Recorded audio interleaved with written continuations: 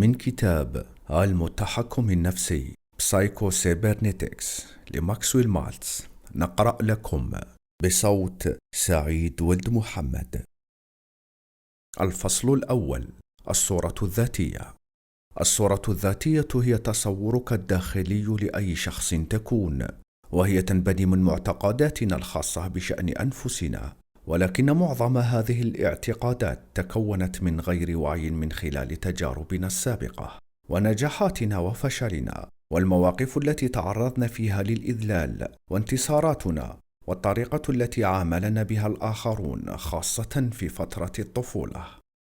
تصبح هذه الصورة المفتاح الذهبي لعيش حياة أفضل بسبب اكتشافين مهمين: كل أفعالك ومشاعرك وتصرفاتك وحتى قدراتك دائما تتناسق مع الصورة الذاتية. باختصار، أنت تتصرف مثل الشخص الذي تعتقد أنك تكونه، ولا يمكنك حرفيا التصرف على أي أساس آخر بالرغم من كل جهودك الواعية أو قوة إرادتك. الشخص الذي يرى نفسه كشخصية فاشلة سيجد طريقة ما ليفشل بها بالرغم من كل نواياه الحسنة أو قوة إرادته، وحتى لو تم إلقاء الفرصة بين يديه حرفيا.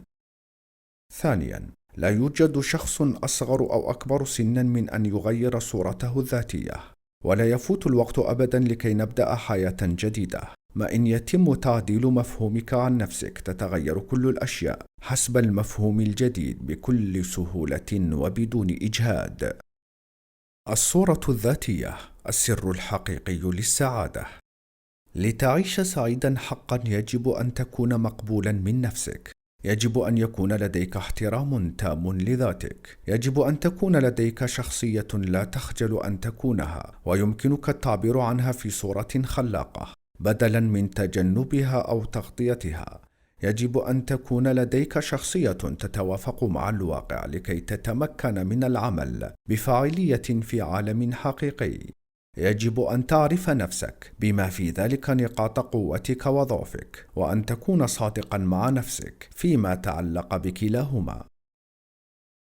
صورتك النفسية يجب أن تكون تصورا تقريبيا منطقي لشخصيتك الحقيقية، لا أكثر ولا أقل. عندما تكون هذه الصورة سليمة وآمنة ستحس بشعور جيد، وعندما تكون مهددة ستشعر بالقلق وزعزعة الثقة.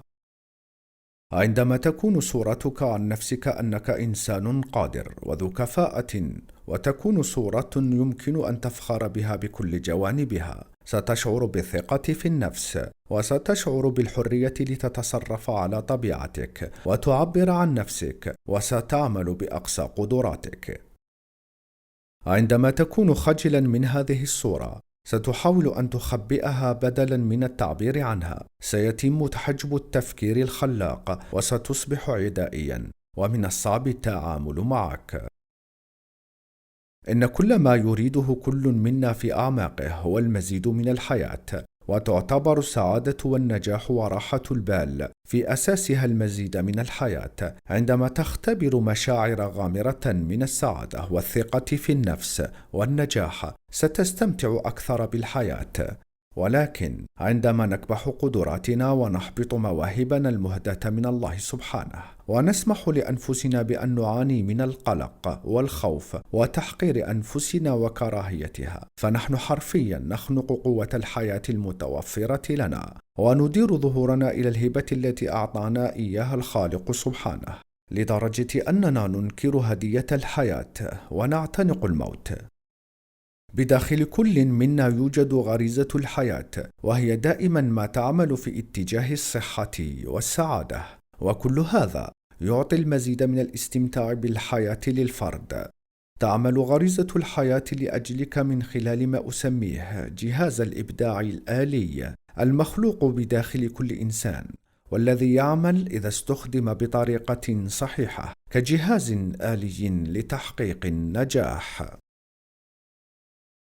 نظرية علمية جديدة بداخل العقل الباطن.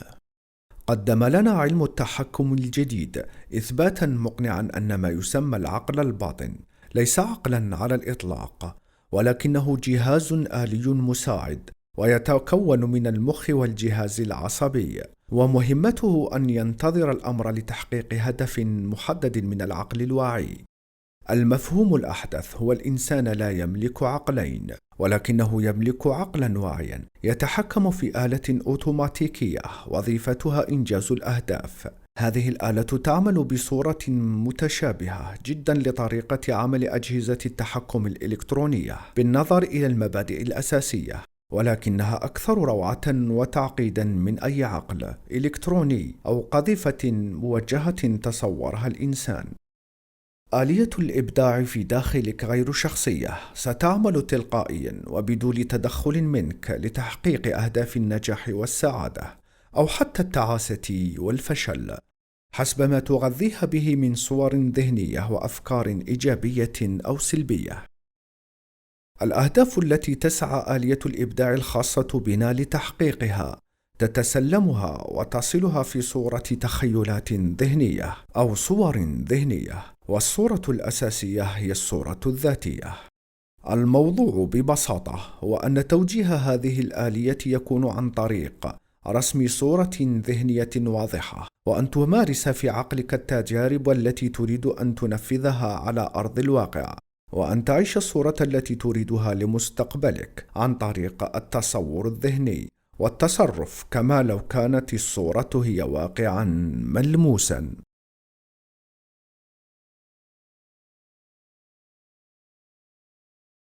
الفصل الثاني: استكشف آلية النجاح بداخلك.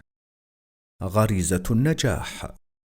وضع الخالق بداخل كل كائن حي نظام توجيه مدمج أو جهازا مساعدا، وظيفته تحديد والوصول لهدف معين، غايته العيش والبقاء، وهو ببساطة ما نسميه غريزة البقاء للكائن بذاته وللنوع ككل. ونحن غالبا ما نتجاهل حقيقة أن الإنسان أيضا لديه غريزة أكثر روعة من ذلك بكثير، وأكثر تعقيدا من أي غريزة في أي حيوان. آلية النجاح التي صممها الخالق سبحانه وأودعها بداخل الإنسان هي أيضا أوسع نطاقا من غريزة أي كائن آخر. وغريزة الجنس التي تساعد على إبقاء النوع على قيد الحياة، فإن آلية النجاح لدى الإنسان يمكن أن تساعده أيضا في الوصول إلى حل للمشاكل والابتكار والاختراع وكتابة الشعر وإدارة الأعمال التجارية وبيع السلع واستكشاف آفاق جديدة للعلوم وتحقيق مزيد من راحة البال وتنمية الشخصية، أو تحقيق النجاح في أي نشاط آخر مرتبط ارتباطا وثيقا بحياته، أو يجعل حياته أفضل أو أغنى.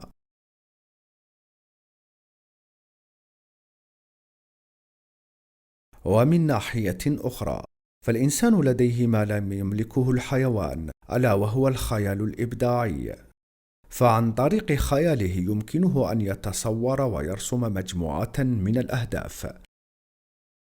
وبهذا فإن الإنسان يمتاز عن الحيوان بقدرته على التحكم وتوجيه آلية النجاح لديه، وذلك لأنه يختار بل ويصنع أهدافه بنفسه من خلال استخدام الخيال أو القدرة على التصور. القدرة على التخيل هي المنشأ الأصلي لكل الأنشطة البشرية والمصدر الرئيسي لتطور البشرية، فإذا اختفت هذه القدرة فسوف تتدنى حالة الإنسان ليصل إلى منزلة البهائم. كيف تعمل آلية النجاح؟ أنت لست آلة، لكن الاكتشافات الجديدة في علم التحكم الآلي كلها تشير إلى نتيجة مفادها أن الدماغ والجهاز العصبي تشكل آلية تحت تصرفك تشبه في أدائها كثيرا الحاسب الإلكتروني وأجهزة رصد وإصابة الأهداف. ونظام التحكم هذا ذاتي التوجيه، مصمم بحيث يقوم بتوجيه ذاته تلقائيا في طريقه إلى هدف ما أو حل مشكلة ما أو الإجابة على سؤال ما. ومن أجل تحقيق هذه النتيجة فيتحتم أولا تحديد الهدف المراد تحقيقه، كما في حالة أنظمة الصواريخ المضادة، ينبغي أولا تحديد الهدف المراد إصابته، ويجب أن يكون هناك نوع من نظام الدفع الذي يدفع بالقذيفة إلى الأمام في الاتجاه العام لهذا الهدف، ويجب أن تكون مزودة بأجهزة تحسس ورصد الرادار والسونار والتعقب بالحرارة إلى آخره، التي تجمع المعلومات عن الهدف. وهذه الحواس تعمل على إبقاء الجهاز على علم عندما يكون على المسار الصحيح، ردود فعل إيجابية، وعندما يحدث خطأ في المسار يتم الإبلاغ عنه في صورة تغذية مرتدة سلبية، معلومات تفيد بأن هناك خطأ ما، والجهاز لا يغير مساره عند ردود الفعل الإيجابية، ويبقي فقط على ما هو عليه القيام به، ولكنه يستجيب لردود الفعل السلبية ويقوم بتصحيح مساره فورا. فمثلا عندما يحدث انحراف إلى اليمين يتم إبلاغ الجهاز أنه قد انحرف عن المسار يمينا، وتقوم آلية التصحيح تلقائيا بتحريك الدفة إلى اليسار، فإذا حدث انحراف حاد إلى اليسار فسوف يقود الجهاز مرة أخرى إلى اليمين. أيضا كما هو الحال مع التوربيد، فإنه فقط يتوجه إلى الأمام مع تصحيح مساره بشكل مستمر من خلال سلسلة من التعرجات، كأنه يلتمس طريقه إلى الهدف. كذلك تماما هو الحال في آلية النجاح لديك، فعند القيام بأي عمل إبداعي يجب أن تبدأ بوضع الهدف النهائي في الاعتبار، وأن تعلم بوضوح تام ما الذي تسعى لتحقيقه. قد يكون الهدف هو التوصل لإجابات عن أسئلة غير واضحة بعد، فإن كنت جادًا حقًا وكانت رغبتك شديدة في الوصول لنتيجة واستجمعت همتك وبدأت في التفكير بشكل مكثف حول جميع زوايا المشكلة، ففي هذه اللحظة يبدأ جهاز الإبداع في العمل تلقائيًا، ويبدأ محرك البحث الداخلي في مسح وفحص جميع المعلومات المخزنة المتعلقة بالموضوع من قريب أو بعيد، ويلتمس طريقه للوصول إلى جواب شاف.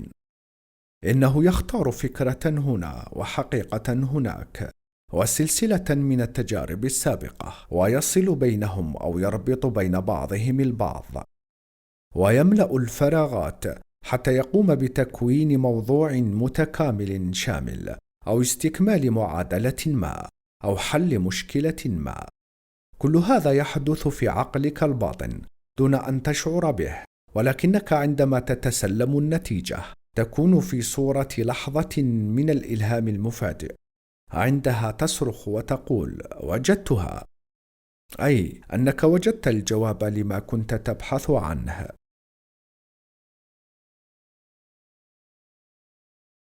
احفظ المبادئ الأساسية التالية التي تعمل بموجبها آلية النجاح. 1. آلية النجاح الداخلية لديك لا تعمل بدون هدف محدد، والتسليم بوجود الهدف وإمكانية الوصول إليه بشكل فعلي أو افتراضي، وهي تعمل إما عن طريق توجيهك للوصول إلى هدف معلوم وموجود بالفعل، أو البحث عن أو استكشاف هدف غير معلوم ولكنه متاح. كل ما عليك التفكير فيه بشكل واعي هو النتائج والأهداف. 2. كل ما عليك التفكير فيه بشكل واعي هو النتائج والأهداف النهائية، ولا ينبغي الشعور بالإحباط، لأن الوسائل قد لا تكون متاحة أو واضحة. مبدئياً، فإن وظيفة آلية النجاح لديك هي البحث تلقائياً وتوفير الوسائل التي تمكنك من الوصول إلى النتائج. فقط اشغل نفسك بالنتيجة النهائية، وسوف يقوم جهازك الآلي بتوفير الوسائل. 3. لا تخافوا من الوقوع في الخطأ أو من فشل مؤقت. جميع أنظمة التحكم الصاروخية تجد سبيلها إلى الهدف من خلال ردود الفعل السلبية، فهي تنطلق إلى الأمام في نفس الوقت الذي تقوم فيه بتصحيح مسارها فور حدوث الخطأ وبشكل مستمر. 4. اكتساب أي نوع من المهارات وأي تعلم من أي نوع يتحقق عن تطريق التجربة والخطأ وتصحيح الخطأ ذهنيا في اتجاه النتيجة المراد تحقيقها حتى نتوصل إلى الحركة الصحيحة أو الأداء المطلوب.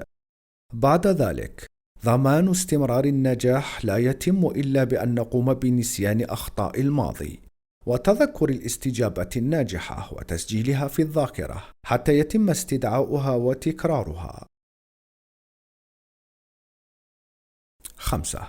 يجب أن تتعلم أن تثق تمام الثقة أن آلية النجاح لديك قادرة على أداء عملها، وألا ينتابك شك أو قلق بشأن النتيجة، ولا ينبغي أن تجهد عقلك الواعي بالتفكير وبذلك تشل عقلك الباطن عن العمل بحرية، لأن آلية الإبداع الخاصة بك تعمل دون مستوى الوعي وبشكل تلقائي، وتحتاج إلى حالة من الثقة التامة واسترخاء العقل الواعي وتسليمه المهمة للعقل الباطن. وعلاوة على ذلك أحيانا لا يكون هناك مجال للتفكير الواعي مطلقا، لأن الحاجة للتصرف بسرعة وفق احتياجات اللحظة الحالية يتطلب الثقة الكاملة وعدم التردد والتصرف بسرعة مع التسليم بأن القدرات التي تحتاجها ستظهر أوتوماتيكيا دون التفكير، بل إن التفكير قد يؤدي إلى نتائج غير مرغوب فيها ويعرقل الأداء. مثال على ذلك عازف البيانو ولاعب البيك بونغ والأكروبات، أو عندما تتصرف بسرعة في موقف خطير مثل تفادي حادث سيارة أو ما شابه. الفصل الثالث: الخيال. أول مفاتيح النجاح: مشاعرك الداخلية وتعاملك مع الواقع حولك يتحدد بواسطة ويدور حول ما تتخيل أنه الحقيقة عن نفسك وعن ما يحدث حولك، وجهازك العصبي لا يميز بين تجربة حقيقية تحدث في العالم الخارجي وبين تجربة داخلية من صنع خيالك، فجهازك العصبي يستجيب بما يناسب ما تظنه أنه الحقيقة من خلال صور تنطبع في العقل، وهذا هو المفتاح الحقيقي لفهم أنك تستجيب لصورتك عن نفسك وعن الآخرين من حولك وتتصرف وكأن هذه الصور هي الحقيقة فعلا وليست مجرد تمثيل ذهني. مثال: إذا تأخرت زوجة رجل عن العودة إلى البيت فلأي شيء سيستجيب؟ سيستجيب للصورة التي في ذهنه طبعا. هل هي صورة لها مع عشيقها مثلا، أو صورتها في حادث سيارة؟ على هذا سيترتب استقباله لها عندما تعود، وهل سيصفعها على وجهها أو يأخذها في أحضانه، ولن يستجيب لحقيقة ما حدث مهما قالت هي. ويترتب على هذا أنه إذا كانت تلك الأفكار والصور الداخلية عن أنفسنا وعن الآخرين مشوهة أو غير واقعية، فإن تصرفاتنا وردود أفعالنا ستكون بالتالي غير مناسبة.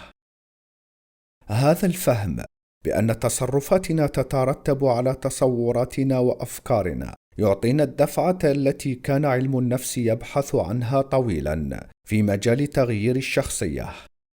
فالمطلوب إذن ليس تغيير تصرفاتنا وإنما تغيير الصور الداخلية، فعليك إذن الاعتماد على الخيال لرسم صور لنفسك، وأنت تتصرف بطريقة ما فستكون بالنسبة لجهازك العصبي كالتجربة الفعلية تماما، وهذا ما يستخدمه مدربي الرياضيين العالميين.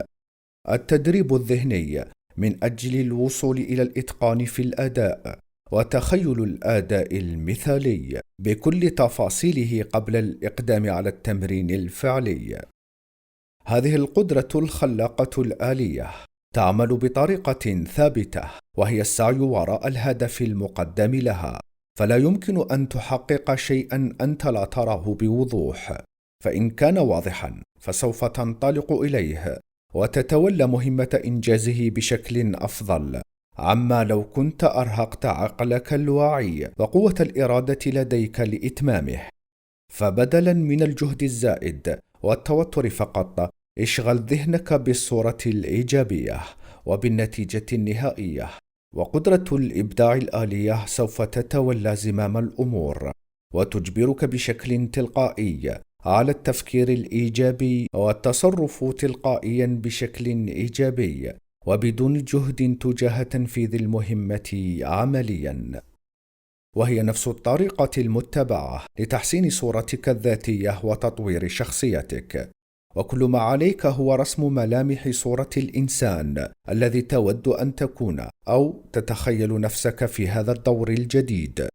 والهدف من سيكولوجية الصورة الذاتية ليس صنع ذات وهمية للسوبرمان أو شخصية متعالية مغرورة، فمثل هذه الصور هي أيضا غير مناسبة وغير واقعية مثل الصورة العكسية التي تشعر بالنقص.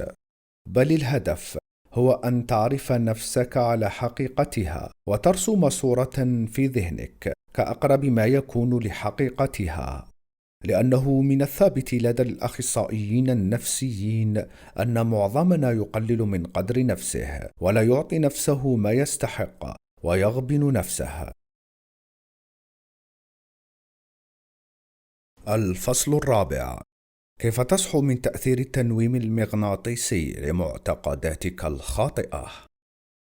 إذا كنت قد صدقت فكرة ما أوهمت بها نفسك أو أوهمك بها معلمك أو والديك أو أصدقائك أو أقنعتك بها إعلانات التلفزيون أو من أي مصدر كان واقتنعت بها أنها صحيحة بلا شك، فإنها قد سيطرت عليك كما يسيطر المنوم المغناطيسي بكلماته أثناء تنويم شخص ما.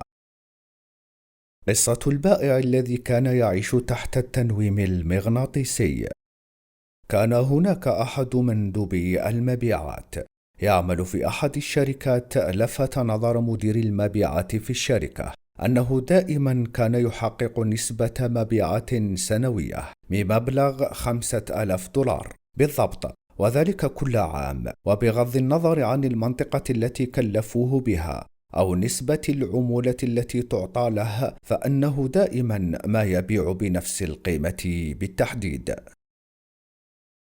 فلأنه قد حقق مبيعات جيدة في منطقة بيع محدودة، فقد تم تكليفه بمنطقة أكبر وأوسع، فكانت النتيجة أنه حقق نفس قيمة المبيعات السنوية $5,000 ولا أكثر.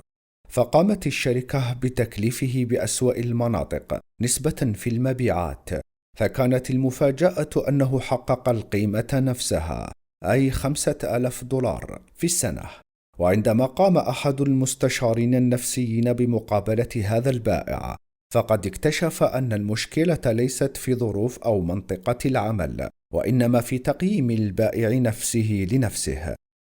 فقد كان تصنيفه لنفسه أنه بائع بقيمة $5,000 في السنة، أما الظروف الخارجية فلم تؤثر كثيرا في نسبة المبيعات.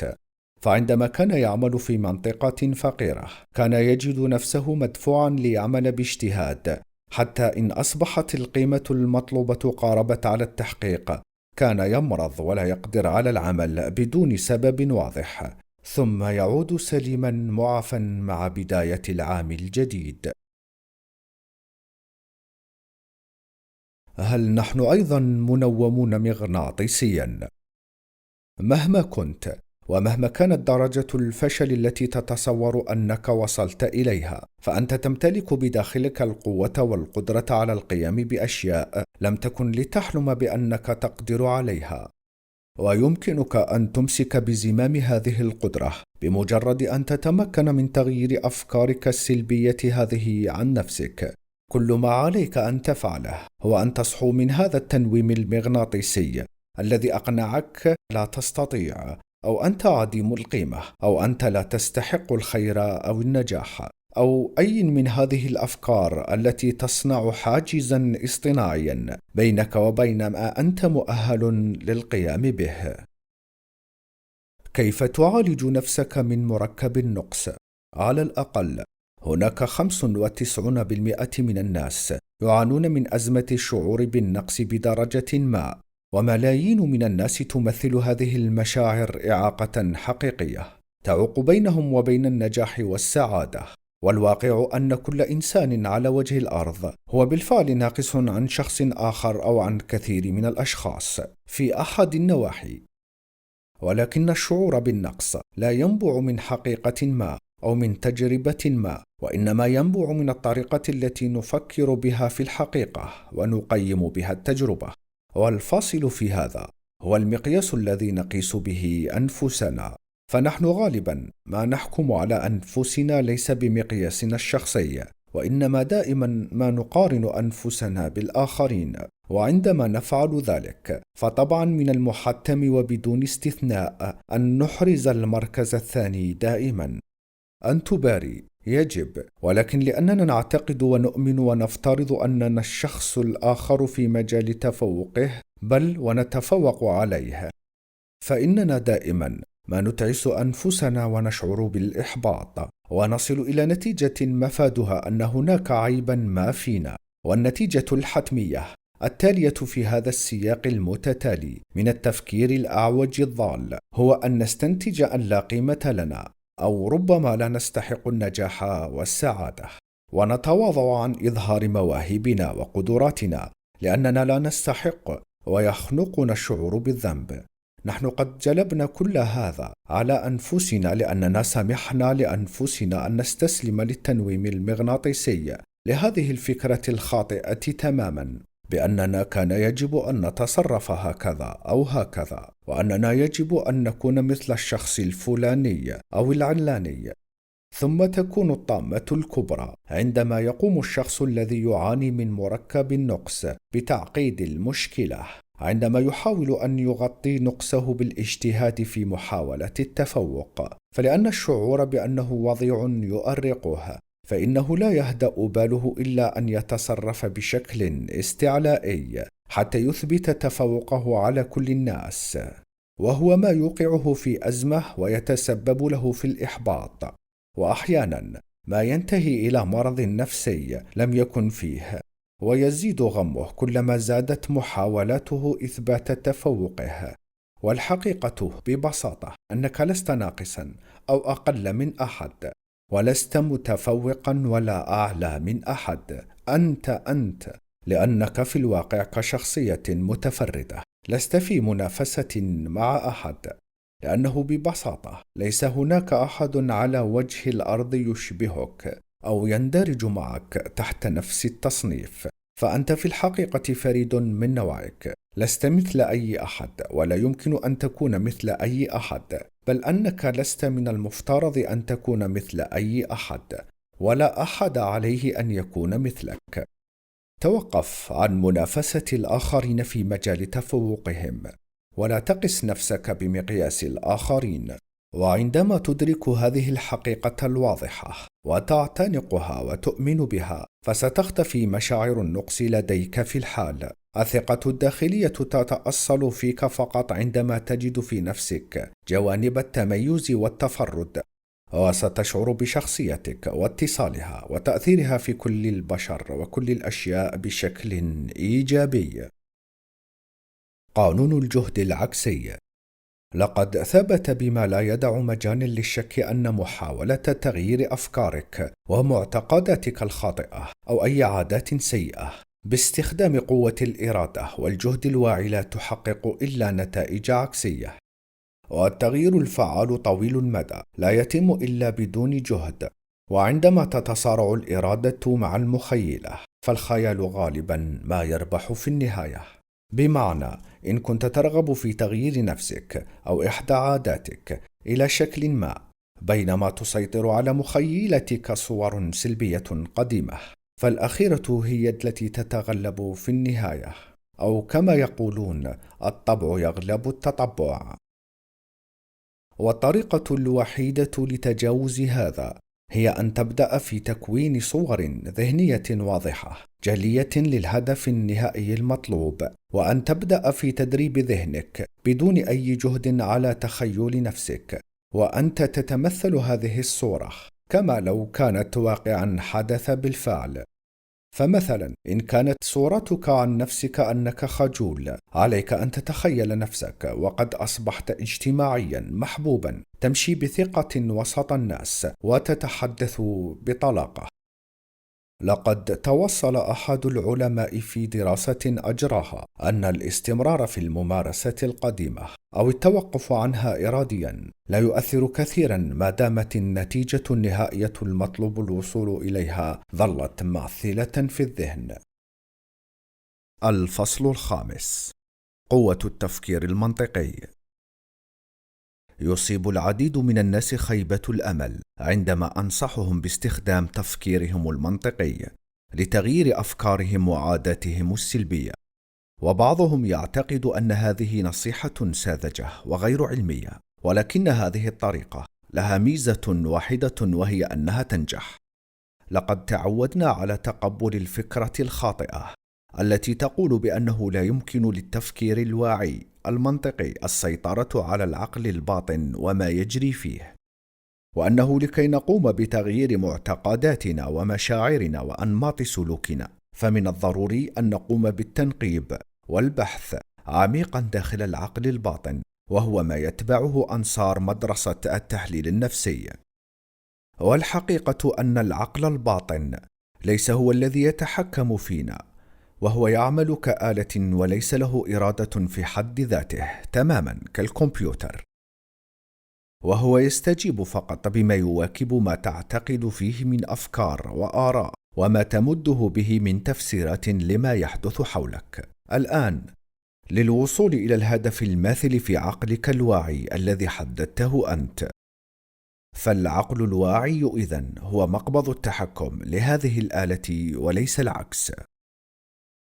لقد نجح أحد الأطباء النفسيين في أن يعالج أعدادا كبيرة من المرضى النفسيين باستخدام التفكير الواعي، وأن يتفوق على المعالجين بطريقة التحليل النفسي، وكان يعتمد في علاجه على ما أسماه التحكم الإرادي في الأفكار. وهو يقول أننا لسنا بحاجة لاسترجاع عقد الماضي أو محو أو علاج ذكريات الماضي، وإنما على الإنسان أن يبدأ من الحاضر وأن يستجمع شيئا من النضج ويسيطر على طرق تفكيره حتى ينمي عادات جديدة وطرقا جديدة لمعالجة المشاكل القديمة حتى يصبح المستقبل أفضل من الماضي. دع الكلاب النائمة ترقد في سلام. أما الذكريات المخزونة والتجارب الفاشلة السابقة فليس من الضروري أن تنقب عنها وتستخرجها من مرقدها كما في التحليل النفسي حتى تغير من شخصيتك، وإنما اتركها ترقد فهي لن تؤذيك طالما كانت أفكارنا الواعية وانتباهنا مركز على الهدف الإيجابي الواجب تحقيقه. لقد كانت زلاتنا وأخطاؤنا وتجاربنا الفاشلة وحتى مواقف الإذلال والمهانة التي تعرضنا لها خطوات ضرورية في عملية التعلم. راجع الفصل الثاني. ومع ذلك فتجارب الفشل هذه لم تكن إلا وسيلة لتحقيق غاية وليست غاية بذاتها. بعد أن حققت الهدف منها يجب أن يتم نسيانها. إذا تعلقنا بالخطأ عن وعي أو شعرنا بالذنب تجاهه يصبح الخطأ نفسه هو الهدف، ويتم الاحتفاظ بهذا المبدأ في المخيلة والذاكرة، ومن ثم يؤثر على تصرفاتنا في الحاضر.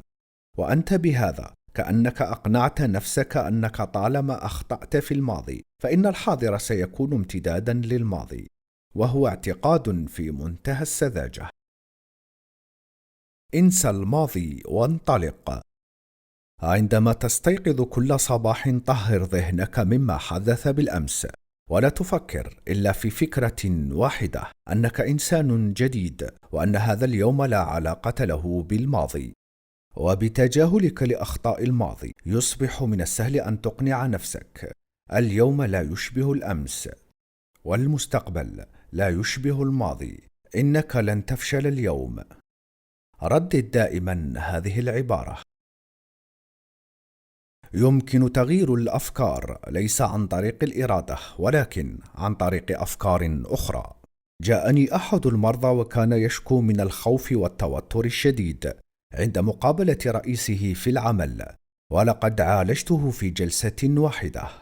سألته إن كان يقبل أن يركع على قدميه ويديه أمام هذا الرجل، فأجاب بسرعة أنه لن يفعل ذلك. فقلت له: إذا توقف عن أن تركع وتسجد له داخل عقلك. ثم سألته إن كان من الممكن أن تدخل عليه في مكتبه وأن تمد يدك له كالشحاذ يعطيك صدقة، فأجاب بالنفي القاطع. فقلت له: ألا ترى أنك تفعل الشيء نفسه عندما تدخل عليه مرتبكا، كأنك تمد يدك طالبا رضاه واهتمامه بك. لكي نساعد الشخص على أن يرى ويدرك بوضوح أن بعض مفاهيمه السلبية غير مناسبة له، يجب أن نقنعه أنها تتعارض وبشكل واضح مع اعتقاد راسخ آخر إيجابي يؤمن به بقوة. وهناك وسيلتي دفع في منتهى القوة لتغيير المعتقدات والمفاهيم السلبية، وهما اعتقادين إيجابيين موجودين بداخل كل شخص منا. 1. اعتقادك أنك قادر على القيام بدورك على أكمل وجه، ورغبتك في إثبات قدرتك على الأداء والعطاء كشخص حر مستقل. 2. اعتقادك بأن شيئا ما بداخلك عزيزا لا يجب أن تسمح أن يتعرض للإهانة أو الإذلال. كان لي صديق رجل أعمال لديه تجربة مشابهة. كان فاشلا وهو في سن 40. كان قلقا باستمرار على ما ستصير إليه الأمور وعن عيوبه الشخصية، وكان قلقا عما إذا كان في قدرته إتمام كل مشروع يقوم به في عمله. وفي مرة حاول أن يحصل على قرض من البنك ليشتري بعض الآلات عن طريق الائتمان، وهو في حالة خوف وقلق، فما كان من زوجته إلا أن رفضت بشدة، وقالت له عن أنها لا تثق أنه سيستطيع أن يسدد ثمنها مطلقا.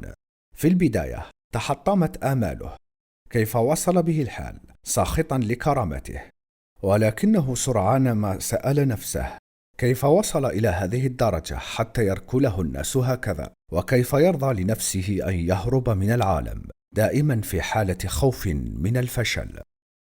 هذه التجربة المريرة أيقظت شيئا ما بداخله، ذاته الحقيقية، وسرعان ما رأى أن رأي زوجته فيه ورأيه الشخصي عن نفسه كان يقف حائلا بينه وبين هذا الشيء.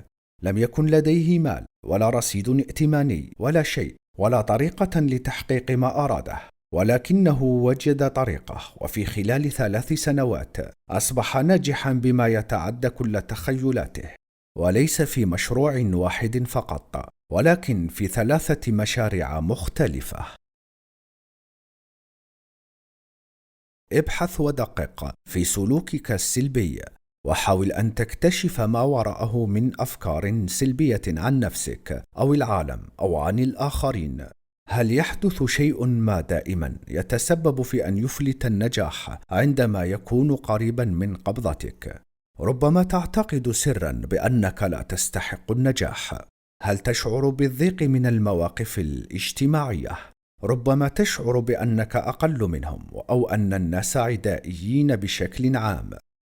هل تشعر بالقلق والخوف بدون سبب في موقف يعتبر آمنا نسبيا؟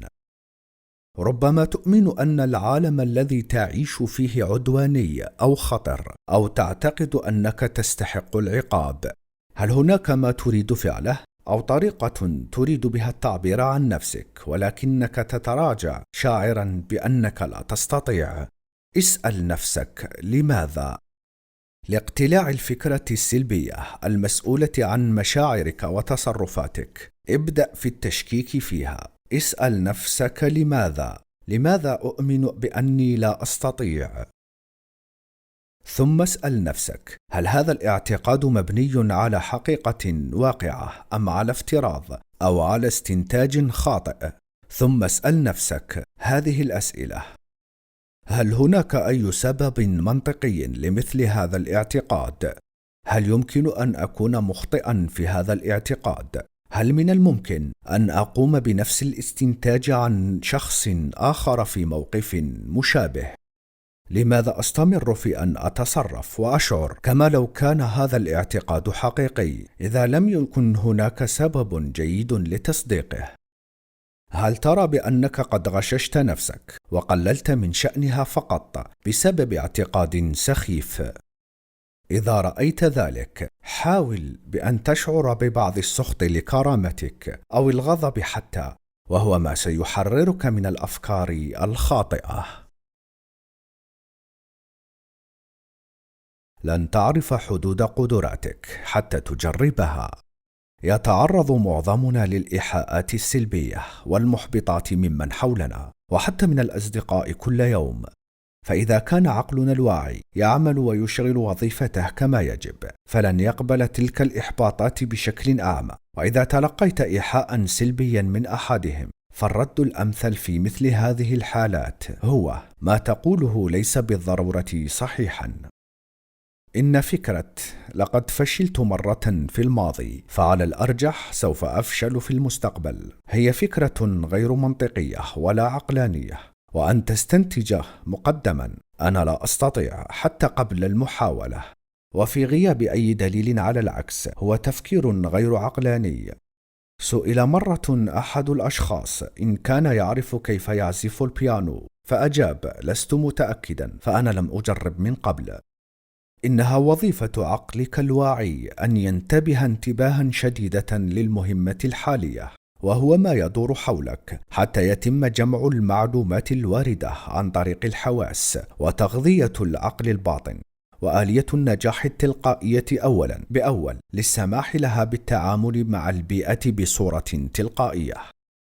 ومع ذلك ليست وظيفة عقلك الواعي أن ينجز أو يقوم بهذه المهمة. لا يمكننا عصر التفكير الإبداعي من الآلية الإبداعية عن طريق القيام بمجهود واعي، وبسبب أننا نحاول ولا نستطيع نصبح قلقين ومحبطين. باختصار، يختار التفكير العقلاني الواعي الهدف ويجمع المعلومات ويستنتج ويقيم ويقدر ويبدأ بتحريك عجلة العمل، ولكنه مع ذلك غير مسؤول عن النتائج.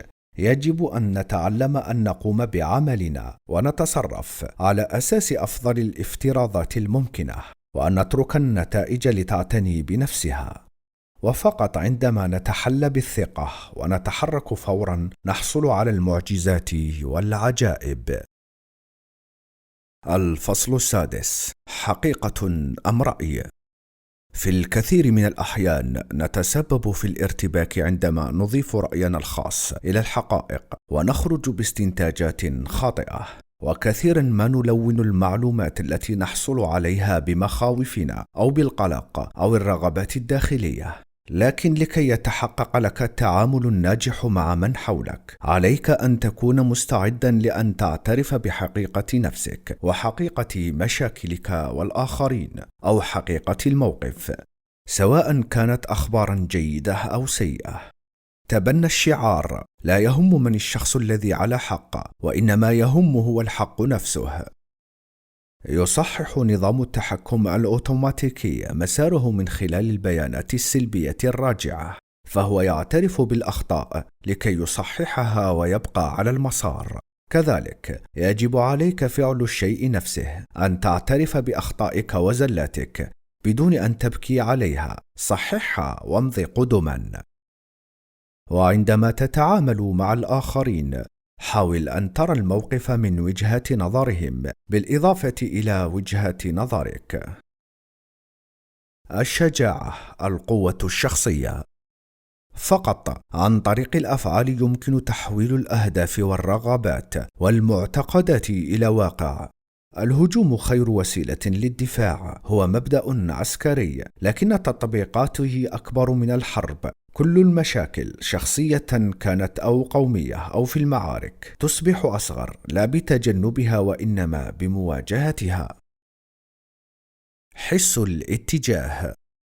من ناحية التصميم العملي الإنسان يشبه الدراجة، لا تحافظ الدراجة على سيرها واتزانها إلا عندما تتحرك في اتجاه معين. أنت أيضا لديك دراجة ممتازة بداخلك، ولكن تكمن مشكلتك في أنك تحاول المحافظة على توازنها وأنت جالس في مكانك لا تتحرك وبلا مكان تذهب إليه. لا عجب في أنك تترنح.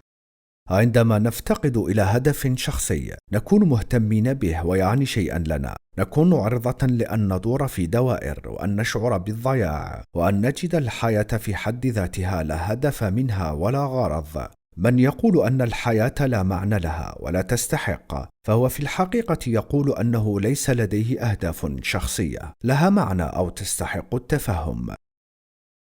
يعتبر الاتصال شيء حيوي لأي نظام تحكم أو جهاز كمبيوتر، كذلك هو مهم لحياة الإنسان. معظم تجاربنا الفاشلة سببها سوء الفهم. نحن نتوقع من الآخرين أن يستجيبوا أو يتجاوبوا ويصلوا إلى نفس الاستنتاجات التي نصل إليها من مجموعة من الحقائق أو الظروف. سل نفسك: كيف يبدو هذا له؟ كيف يفسر هو هذا الموقف؟ كيف يشعر هو به؟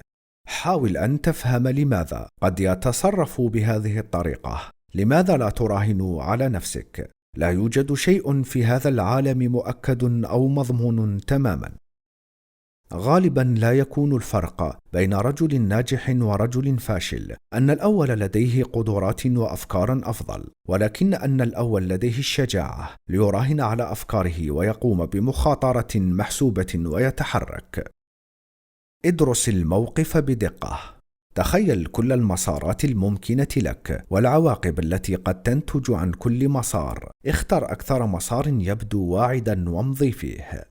إذا انتظرنا حتى نصبح متأكدين تماما قبل أن نتصرف لن نفعل أي شيء. يجب أن تكون لديك الشجاعة يوميا أن تخاطر بالقيام بأخطاء، وتخاطر بالفشل، وتخاطر بالإذلال. خطوة في الاتجاه الخاطئ أفضل من البقاء في نفس المكان طوال حياتك. ما إن تبدأ التحرك للأمام يمكنك تصحيح مسارك أثناء المضي. لا يمكن لنظام التحكم الأوتوماتيكي الخاص بك أن يرشدك وأنت واقف في مكانك. البر وعمل الخير. إنها حقيقة سيكولوجية أن مشاعرك عن نفسك تتناسب طرديا مع مشاعرك نحو الناس. عندما يبدأ الشخص في الشعور بحب الخير تجاه الآخرين فهو يبدأ في الشعور بالحب تجاه نفسه. أما الشخص الذي يشعر أن الناس لا قيمة لهم لا يمكن أن يتولد بداخله احترام عميق لذاته وتقديره لها، لأنه نفسه شخص من ضمن الناس، وبحكمه على الآخرين فهو عن غير قصد يحكم على نفسه ضمنيا في عقله. أحد أكثر الطرق المعروفة لتجاوز الشعور بالذنب هي التوقف عن إدانة الآخرين في عقلك، والتوقف عن محاسبتهم، والتوقف عن لومهم وكرههم بسبب أخطائهم. إن أردت تطوير صورتك الذاتية وتجميلها حتى تصبح أكثر ملائمة، ابدأ في تعميق الشعور أن الأشخاص الآخرين أكثر أهمية. التقدير. كلمة التقدير تعني حرفيا تقدير قيمة شيء ما. لماذا يقف الإنسان في رهبة أمام النجوم والقمر واتساع المحيطات وجمال الزهور أو لحظة الغروب، وفي نفس الوقت يحط من قدر نفسه؟ ألم يخلق الإنسان نفس الخالق؟ أليس الإنسان نفسه أروع المخلوقات؟ فإن تقدير الذات الحقيقي لا ينبع من الأشياء العظيمة التي فعلتها أو الأشياء التي تمتلكها ولا الدرجة التي حصلت عليها، وإنما هو تقدير نفسك في حد ذاتك أو الكيان الذي هو أنت. الفصل 7. في هذا الفصل أريد أن أناقش السعادة ليس من الناحية الفلسفية ولكن من وجهة النظر الطبية. يقول الدكتور جون شاندلر في تعريفه للسعادة أنها حالة ذهنية تنتج عن أن أفكارنا تكون مبتهجة معظم الوقت. من وجهة النظر الطبية وأيضا الأخلاقية أنا لا أجد تعريفا أفضل من هذا، وهو ما سنناقشه في هذا الفصل. السعادة خير دواء. السعادة هي فطرة متأصلة في الذهن الإنساني وأيضا في التكوين الجسدي. قام أحد الأطباء في روسيا باختبار طبي على بعض الناس أثناء ما كان يطلب منهم التفكير في أفكار مبهجة وأخرى حزينة، وتوصل إلى أنه في حالة عندما كانوا يفكرون في أفكار مبهجة كانت حواس السمع والبصر واللمس والتذوق وحتى الذاكرة تعمل بشكل أفضل. وبالعكس، إن الطب النفسي الجسدي أيضا أثبت أن المعدة والكبد والقلب وجميع أجهزة الجسم تعمل بكفاءة أكبر عندما نكون سعداء. وقد قام علماء النفس في جامعة هارفارد بدراسة العلاقة بين السعادة والإجرام، وخلصوا إلى أن المثل الهولندي القديم الناس السعداء لا يمكن أبدا أن يكونوا أشرارا هو مثل صحيح من الناحية العلمية. ووجد الباحثون أن غالبية المجرمين يأتون من بيوت غير سعيدة، وكان لها تاريخ من العلاقات الإنسانية الغير سعيدة. وفي دراسة أخرى استمرت 10 سنوات قامت بها جامعة بيل حول موضوع الإحباط، انتهت إلى أن الكثير مما نسميه التدهور الأخلاقي والعدوانية ضد الآخرين ينتج عن مشاعر التعاسة. يقول الدكتور شيندلر أن السبب الأوحد للأمراض النفسية الجسدية هو التعاسة، والعلاج الوحيد لها هو السعادة. وإذا نظرت إلى كلمة المرض بالإنجليزية فهي تعني حرفيا حالة من القلق. ويبدو أن في تفكيرنا الشائع حول السعادة تمكنا من أن نضع العربة قبل الحصان. تصرف جيدا وسوف تكون سعيدا. سأكون سعيدا لو أصبحت ناجحا وبصحة جيدة. أعمل الخير وأظهر المحبة للآخرين وسوف تكون سعيدا. قد يكون أقرب إلى الحقيقة إذا قلنا كن سعيدا وسوف تتصرف بشكل جيد وتصبح أكثر نجاحا وأوفر صحة، وتشعر وتتصرف بإحسان تجاه الآخرين. مفاهيم خاطئة عن السعادة. السعادة ليست شيئا يكتسب أو يستحق. السعادة ليست مسألة أخلاقية تماما، كما أن الدورة الدموية ليست مسألة أخلاقية. كما قال سبينوزا في كتاب الأخلاق: السعادة ليست مكافأة للفضيلة، والسعادة هي مجرد حالة ذهنية تنتج عندما تكون أفكارنا سارة معظم الوقت. إذا كنت تنتظر حتى تستحق التمتع بالأفكار السارة، فمن الأرجح أن تداهمك الأفكار التعيسة. السعي لتحقيق السعادة ليس من الأنانية. الكثير من مرهفي الإحساس يعزفون عن التماس السعادة لأنهم يشعرون أنهم سيكونوا من الأنانية أو الخطيئة، وفي الحقيقة أن عدم الأنانية أي الإيثار هو في الواقع ما يصنع السعادة، لأنه يجعل عقولنا موجهة إلى الخارج، بعيدا عن أنفسنا، بعيدا عن التأمل في أخطائنا وخطايانا ومتاعبنا، وكلها أفكار تعيسة. وهو أيضا ما يتيح لنا أن نعبر عن أنفسنا بشكل خلاق بالتفاني في مساعدة الآخرين، وهي واحدة من أكثر الأفكار متعة لأي إنسان أن يشعر أن هناك من يحتاج إليه، وأنه مهم بما فيه الكفاية لمساعدة وإضافة بعض السعادة لإنسان آخر. أما إذا نحن جعلنا من السعادة قضية أخلاقية وتصورنا أنها شيء يحدث كنوع من المكافأة لأننا رفضنا أن نكون أنانيون لأننا سعداء، فإننا نكون عرضة أن نشعر بالذنب إذا التمسنا السعادة. بمعنى آخر أكثر بساطة، ليس من الفضيلة في شيء إذا قررت ترك السعادة والانغماس في التعاسة مع التعساء حتى لا تكون أنانيا، كما أنه ليس من الحكمة أن تترك الثروة وتقرر أن تنتمي إلى الفقراء حتى تكون عادلا. السعادة لا تكمن في المستقبل.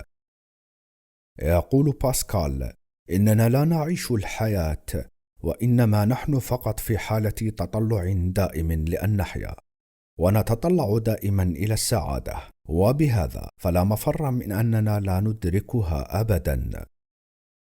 السعادة هي عادة عقلية وموقف ذهني، وإذا لم نتعلمها ونمارسها في الوقت الحاضر فلن نجربها أبدا. السعادة لا تتوقف على حل بعض المشاكل الخارجية، فالواقع أنه عندما يتم حل مشكلة ما غالبا ما تظهر مشكلة أخرى مكانها. الحياة عبارة عن سلسلة من المشاكل، وإذا كان من المفترض أن تكون سعيدا عليك فقط أن تكون كذلك. السعادة هي عادة عقلية يمكن تنميتها. السعادة هي حالة داخلية بحتة، وهي لا تنتج عن شيء خارجي، وإنما تنمو من خلال الآراء والأفكار والمواقف التي يبنيها عقل الفرد نفسه، ويمكن تطويرها بصرف النظر عن البيئة. لقد تعودنا أن نقابل المضايقات التافهة وإحباطات الحياة اليومية وما شابه بالتجهم والعبث والاستياء وعدم الرضا والانفعال والهياج، وهو شيء فقط من قبيل العادة ولا ضرورة منطقية له. ومن فرط ما كان لدينا ممارسة طويلة في رد الفعل على هذا النحو، فقد أصبحت عادة فينا. لا تدع صغائر الأمور تتحكم فيك. إنك تترك الأحداث الخارجية والأشخاص الآخرون يملون عليك كيف تشعر وكيف تتصرف. هكذا فإنك تتصرف كعبد مطيع لسيده، يلبي الطلب فورا بمجرد توجيه الأمر له. اغضب، افقد أعصابك، الآن حان الوقت لكي تشعر بالتعاسة. ولكن عندما تتعلم عادة السعادة تتحول من العبد المسخر إلى السيد المتحكم. كما قال روبرت ستيفنسون: عادة السعادة تحررنا من تحكم الظروف الخارجية. رأيك الشخصي يمكن أن يضيف إلى الأحداث تعاسة. وقال حكيم: ما يزعجنا ليس الأشياء التي تحدث، ولكن رأينا عن الأشياء التي تحدث. عندما قررت أن أكون طبيبا قيل لي إن هذا لا يمكن، لأن أهلي لا يملكون المال الكافي، وهي حقيقة أن والدتي لم يكن لديها مال، ولكن استحالة أن أصبح طبيبا، فكان مجرد رأي. في وقت لاحق قيل لي أنني لا يمكن أن ألتحق بدورات الدراسة العليا في ألمانيا، وأنه من المستحيل على جراح تجميل شاب أن يفتح عيادة لنفسه في نيويورك. ولقد حققت كل هذه الأمور، والذي ساعدني وكنت دائما ما أذكر نفسي به هو أن كل هذه المستحيلات كانت مجرد آراء وليست حقائق. أنا لم أحقق أهدافي فقط، وإنما كنت سعيدا طوال الوقت، حتى في لحظة اضطررت فيها لبيع معطفي لشراء الكتب الطبية. وعندما كنت أستغني عن وجبة غداء لأوفر ثمن شراء أدوات طبية. ووقعت في حب فتاة جميلة يوما، ولكنها تزوجت من شخص آخر. كان هذا حقيقة ما حدث، ولكن ظللت أذكر نفسي بأن كونها كارثة، وبأن الحياة لا تستحق العيش فيها لم يكن إلا مجرد رأيي الشخصي. وقد تجاوزت هذه المحنة، ثم تبين لي لاحقا أن ما حدث كان من أكثر ما حدث في حياتي حظا وتوفيقا. اتخذ هذا الموقف الذي يصنع السعادة.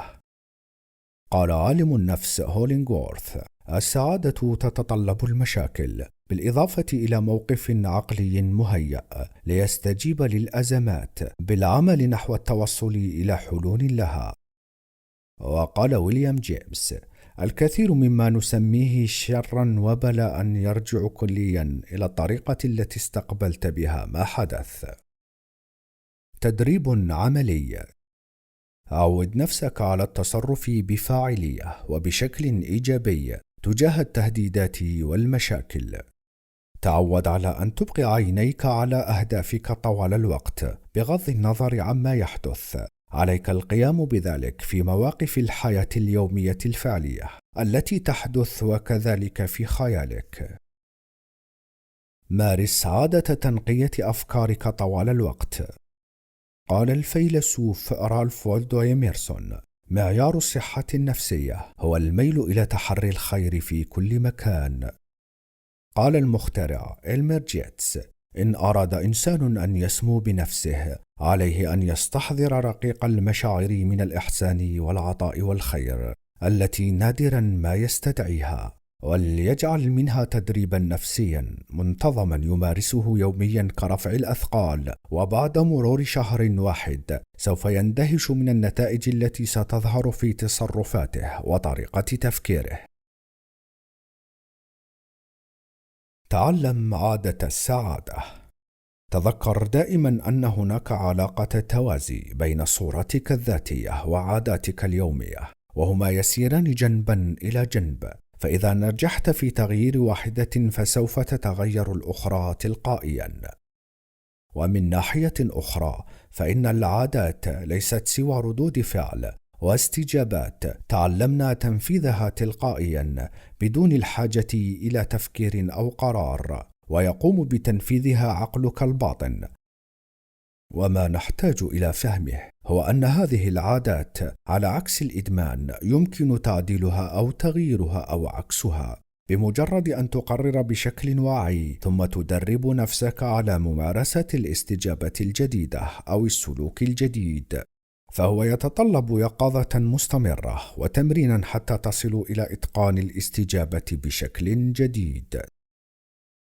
الفصل الثامن: مكونات الشخصية الناجحة. الثقة في النفس. تنبني الثقة في النفس بعد تجربة من النجاح. النجاح يولد النجاح، وهذا صحيح حرفيا. حتى النجاح الصغير يمكن أن يستخدم كدعامة لنجاح أكبر. يمكننا أن نستخدم نفس الأسلوب، فنبدأ بالتدريج ونجرب النجاح على مستوى صغير أولا. من الأساليب المهمة أيضا أن تتعود على تذكر النجاحات السابقة ونسيان التجارب الفاشلة. هذه هي الطريقة التي يفترض أن يعمل بها كل من الكمبيوتر الإلكتروني والعقل البشري. التدريب يحسن المهارات، ومع ذلك فمعظمنا يفعل العكس تماما. نحن ندمر ثقتنا في أنفسنا عن طريق تذكر التجارب الفاشلة السابقة ونسيان كل شيء عن النجاحات السابقة. بل إننا لا نكتفي بتذكر التجارب الفاشلة فقط، بل نحن نحفزها في أذهاننا بالمشاعر وندين أنفسنا ونصم أنفسنا بالعار والندم، فتتوارى الثقة في النفس. قبول الذات. النتائج المذهلة التي تتبع تطوير صورة ذاتية جيدة لا تحدث نتيجة لتغيير الذات، وإنما إدراك الذات وكشفها. ذاتك الآن هي نفس ذاتك منذ ولدت، وهي كل ما يمكن أن تكونه في المستقبل. أنت لم تخلقها ولا يمكنك تغييرها، يمكنك مع ذلك إدراكها وإثباتها وتحسينها والاستفادة القصوى منها كما هي، عن طريق تكوين صورة ذهنية حقيقية وإيجابية لذاتك. أنت لست نتاج أخطائك. قبول الذات يعني قبول أنفسنا على ما هي عليه، واستيعابها بما فيها من عيوب ونقاط ضعف وأخطاء، كما نتقبل نقاط القوة والمواهب. الخطوة الأولى نحو المعرفة هي التعرف على ما تجهله، والخطوة الأولى تجاه أن تصبح أقوى هي أن تعرف أنك ضعيف. وتعلمنا كل الديانات أن الخطوة الأولى تجاه المغفرة هي أن تعترف بذنوبك. في الرحلة تجاه التعبير المثالي عن النفس يجب أن تستخدم البيانات السلبية لتصحيح المسار. أنت لست محطما أو عديم القيمة لأنك أخطأت أو خرجت عن المسار، كما أن الآلة الكاتبة ليست عديمة القيمة عندما تقوم بخطأ، أو آلة الكمان عندما تصدر نغمة فيها نشاز. لا تكره نفسك لأنك لست كاملا، فلست وحدك في هذا الأمر، فلا أحد منزه عن الخطأ إلا الأنبياء المعصومون، وهؤلاء الذين يحاولون التظاهر بالكمال إنما يخدعون أنفسهم. الفصل التاسع: آلية الفشل، كيف تستفيد منها بدلا من أن تتحول ضدك. المراجل البخارية لها مؤشر للضغط يبين ما إذا كانت قد وصلت إلى نقطة الخطر. من خلال رؤية الخطر المحتمل يمكنك اتخاذ إجراءات تصحيحية. كذلك الشوارع المسدودة والطرق الغير صالحة للمرور تؤدي إلى تأخيرك عن الوصول إلى وجهتك إذا لم تكن هناك علامة تدل عليها عند مداخلها. ولكن إذا كنت تستطيع قراءة اللافتات بشكل سليم واتخذت الإجراءات التصحيحية المناسبة، فإن العلامات على أول الشارع المسدود تساعدك في الوصول إلى وجهتك بشكل أسهل وأسرع.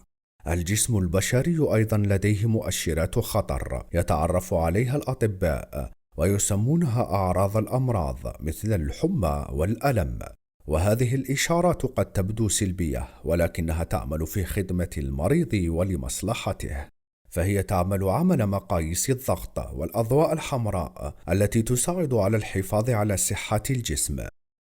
كذلك وبنفس الطريقة علينا أن نكون قادرين على التعرف على بعض السمات الشخصية الفاشلة على أنها أعراض فشل في أنفسنا حتى يمكننا أن نفعل شيئا حيالها ونستفيد منها، على أنها معلومات سلبية تساعدنا وترشدنا على الطريق الصحيح.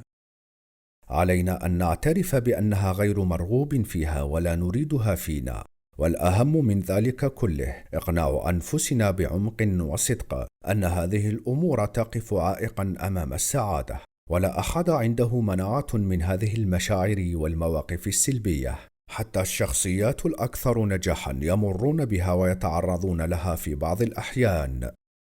الشيء المهم هو أن نتعرف عليها على ما هي عليه ونتخذ إجراءات إيجابية لتصحيحها بالطبع.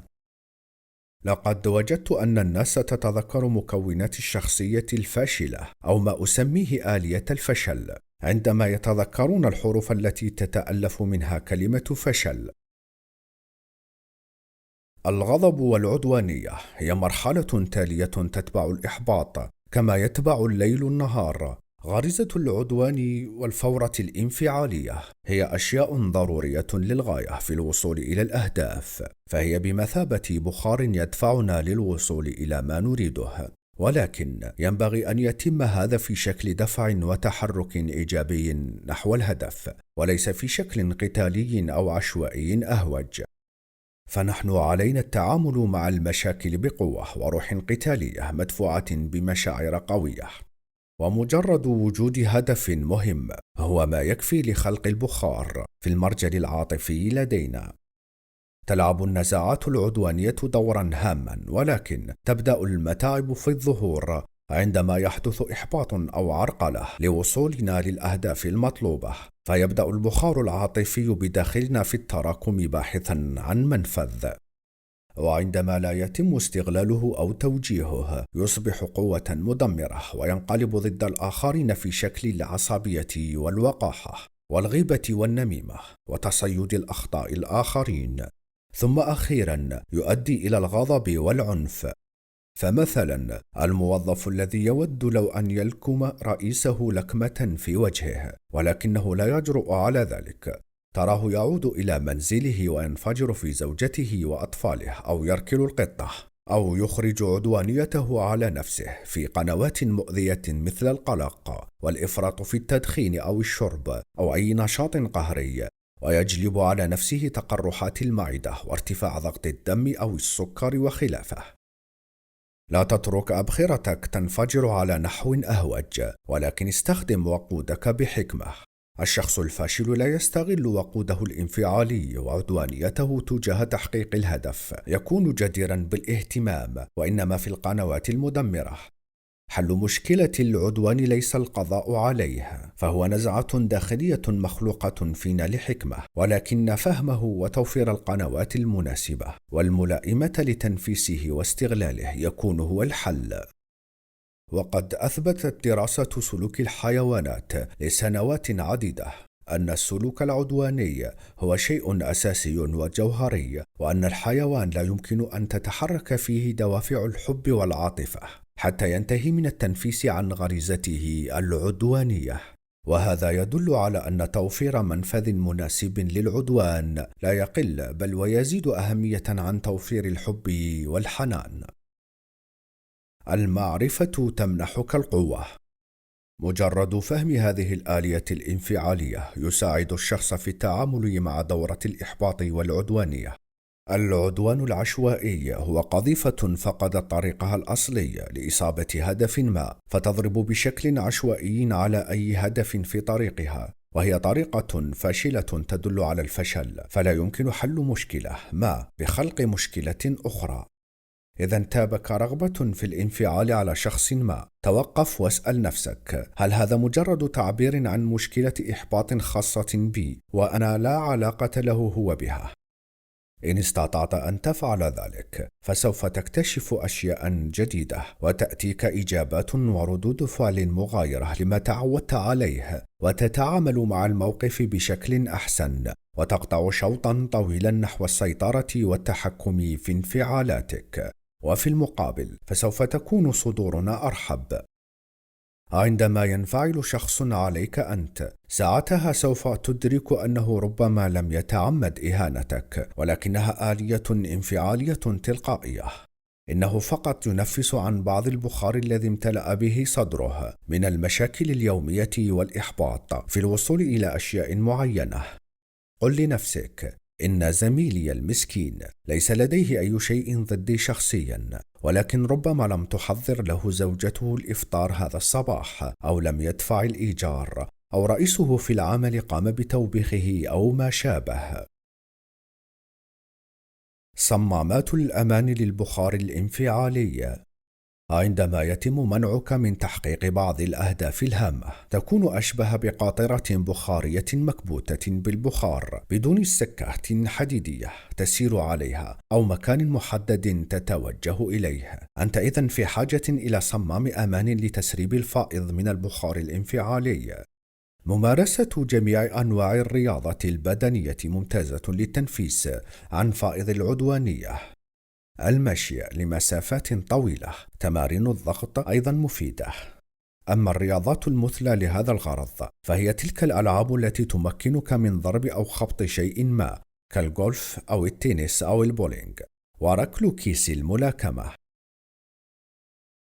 أما أفضل قناة لتنفيس العدوان هو استخدامه فيما أراد الخالق سبحانه له أن يستخدم، ألا وهو الانخراط في العمل من أجل تحقيق بعض الأهداف الهامة. إن العمل لا يزال أفضل علاج وأفضل المهدئات للروح المضطربة. من كتاب علم التحكم النفسي Psycho-Cybernetics، قرأنا لكم بصوت سعيد ولد محمد.